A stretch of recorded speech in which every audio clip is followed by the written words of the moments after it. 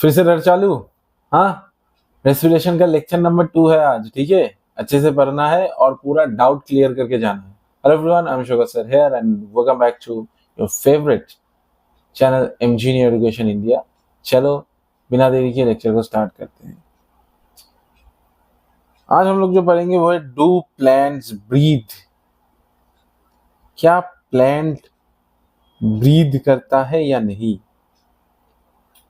चलिए जानते हैं प्लांट ब्रीथ करता है या नहीं। तो सबसे पहले तुम लोगों को ये जानना है कि क्या हम लोगों की तरह प्लांट CO2 छोड़ता है और O2 लेता है? ऐसा क्या होता है प्लांट के अंदर? चलो जानते हैं। Well the answer to this question is not so quite direct, not quite so direct. यानी कि डायरेक्टली हम ये नहीं बोल सकते कि हम लोगों की तरह लंग्स से ऐसा ऐसा होगा, क्योंकि प्लांट के अंदर लंग्स तो होता नहीं है। देखो, एक एक बात अच्छे से समझना है, पढ़ना है।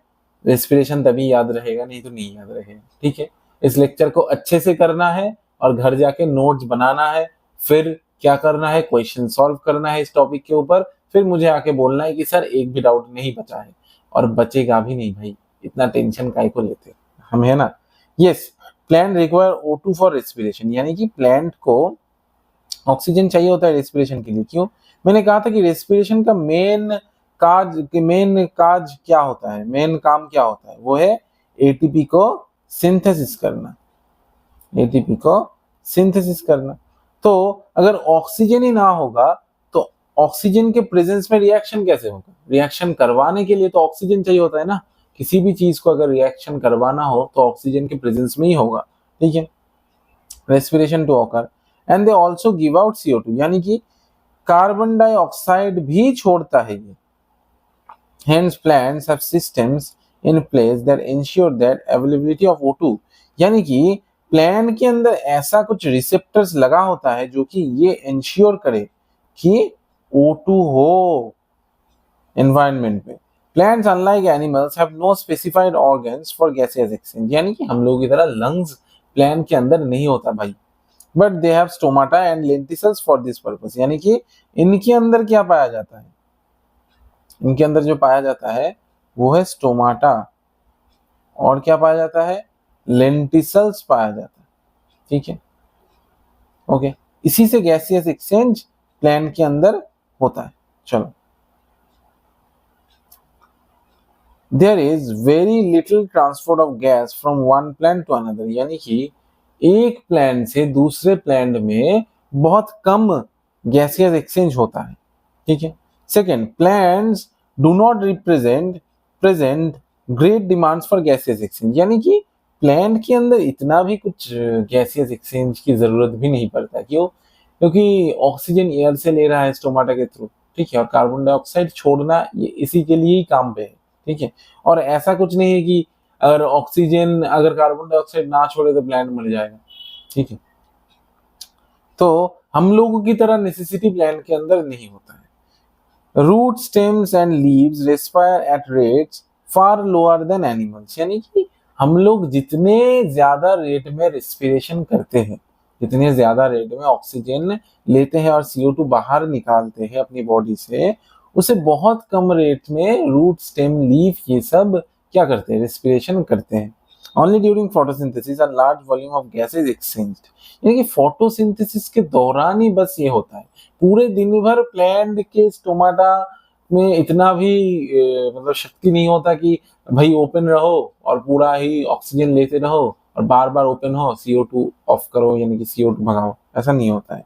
Each leaf is well adapted to take care of its own need, यानी कि एक एक पत्ता खुद का जो नीड है वो टेक केयर करता है, यानी कि भाई मुझे कितना चाहिए ये मैं देख लूंगा।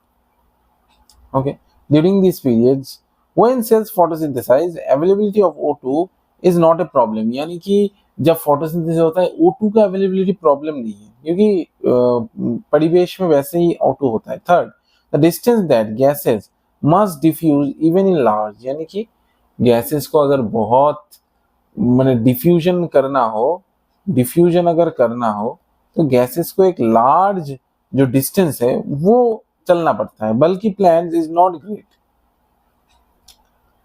और एक बार पढ़ते हैं third, the distance that gases must diffuse even in large, अगर ज्यादा गैस भी डिफ्यूज करना हो बल्कि प्लांट इज नॉट ग्रेट, यानी कि जो बल्कि प्लांट्स होते हैं जिसके अंदर सेकेंडरी जाइलेम का जो कोटिंग है वो ज्यादा होता है, उनके अंदर ये प्रॉब्लम हो जाएगा कि ज्यादा हम लोग कैसे निकालें O2 को, क्योंकि वैसे ही बाहर का सेल मरा पड़ा हुआ है, स्टोमाटा, वो स्टोमाटा कम ओपन होता है, ठीक है।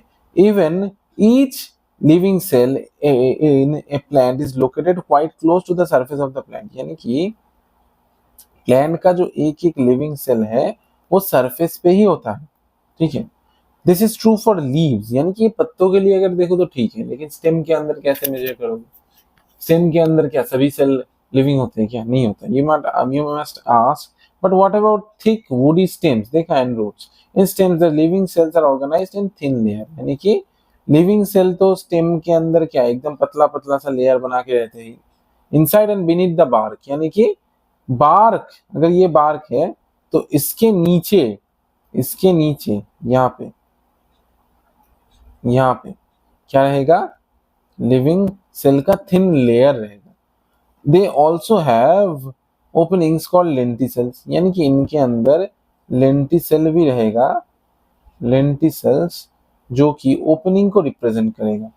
The cells in the interior are dead, यानी कि अंदर का सेल डेड है, और प्रोवाइड मैकेनिकल सपोर्ट, यानी कि अंदर वाला जो सेल्स है वो क्या होता है? डेड होता है, और क्या करता है? मैकेनिकल सपोर्ट ही देता है बस, ठीक है। This is also facilitated by those loose packing of parenchymatous cells in leaves, यानी कि लीफ के अंदर जो parenchymatous cells है उसके अंदर जो लूज पैकिंग है वो इसको भी फैसिलिटेट करता है। क्यों? पेरेंकाइमेटस लूज पैकिंग, तो क्या होगा? बीच से एयर अच्छे से आ पाएगा और जा पाएगा, तो एयर का जो कंडक्शन है वो अच्छे से होगा। Stem and roots which provides an interconnected network of air spaces, देखो चारों तरफ से एयर जा पाएगा। The complete conversion of glucose is to be useful to the cell, ये जो ग्लूकोज का जो कंबशन देखा जो कि ऑक्सीजन के प्रेजेंस में हुआ, ये रहा ऑक्सीजन, ये रहा ग्लूकोज का कंबशन हो गया, तो क्या हुआ? CO2 और H2 बन गया और एनर्जी बन गया। CO2 को क्या किया? प्लांट ने एयर में छोड़ दिया, H2 को काम पे लगा लिया और एनर्जी को भी काम पे लगा दिया, ठीक है।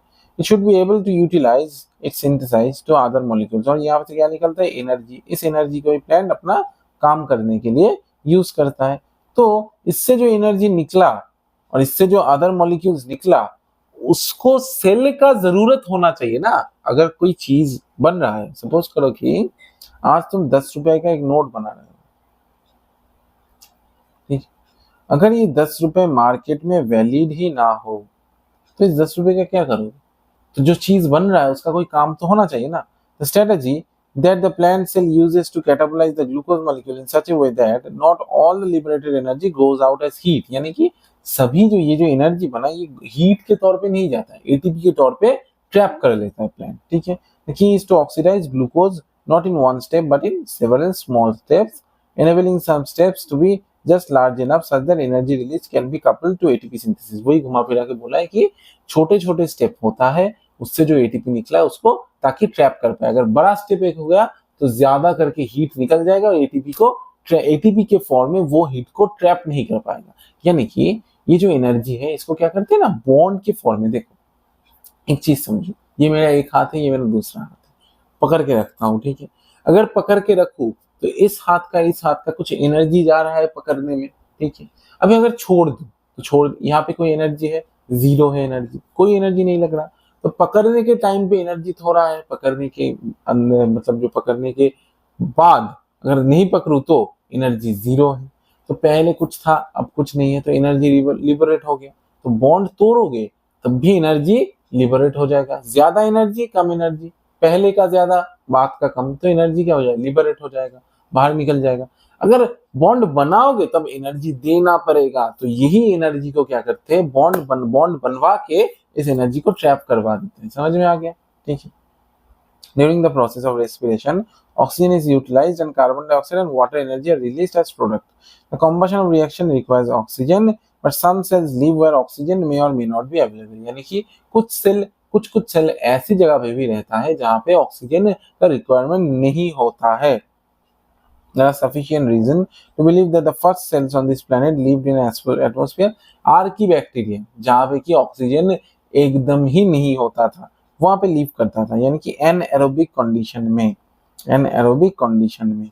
सम ऑफ दिस, इसको क्या बोला जाता है, फैकल्टेटिव एनएरोब। ऐसा एक बैक्टीरिया है माइकोप्लाज्मा लेडलॉई, पर आया था मैंने बायोमोलिक्यूल्स में, देख लेना एक लेक्चर, ठीक है। तो in any case all living organisms retain the enzymatic mechanism to partially oxidize glucose without the help of oxygen, यानी कि ग्लूकोज को ऑक्सीजन के हेल्प के बगैर भी कैसे ऑक्सीजन बनाओ, ऑक्सीजन की हेल्प के बगैर कैसे ग्लूकोज को ऑक्सीडाइज करोगे, इस ब्रेकडाउन को हम लोग क्या बोलते हैं, ग्लाइकोलिसिस, यानी कि ग्लूकोज से पाइरुविक एसिड कैसे बनवाओगे ऑक्सीजन के हेल्प के बगैर, और यहाँ पे एटीपी खर्च होता है और NADPH बनता है। देखो एटीपी खर्च हो रहा है, एटीपी बन भी रहा है, इसीलिए मैंने कहा था कि रेस्पिरेशन पहले कैटाबोलिक होता है फिर एनाबोलिक होता है, इसलिए इसको एम्फीबोलिक बोला जाता है। दोनों ही हो रहा है, NADPH बन रहा है, एटीपी भी बन रहा है, एटीपी लग भी रहा है, ठीक है। तो यहाँ पे देखो ऑक्सीजन नहीं है, नहीं दिया गया है ऑक्सीजन, ठीक है। तो जहां जहां जिस जिस सेल में O2 नहीं हो रहता है, जिस सेल में O2 नहीं रहता है, लेकिन फिर भी एटीपी बनवाना पड़ता है, जो भी एनएरोबिक कंडीशन में रहते जहां पे O2 नहीं है, इसीलिए ग्लाइकोलिसिस सभी जगह पे पाया जाता है, सब सेल में होता है, यानी कि एक यूनिवर्सल रिएक्शन है। क्या है, एक यूनिवर्सल रिएक्शन है या फिर एक यूनिवर्सल स्टेप है, ठीक है। तो आज का क्लास इतना तक ही था। आई होप तुम लोगों को क्लास अच्छा लगा होगा, अच्छा लगा हो तो अच्छे से क्लास को करो और नोट्स बनाओ। अगले क्लास में मिलता हूँ, गुड बाय।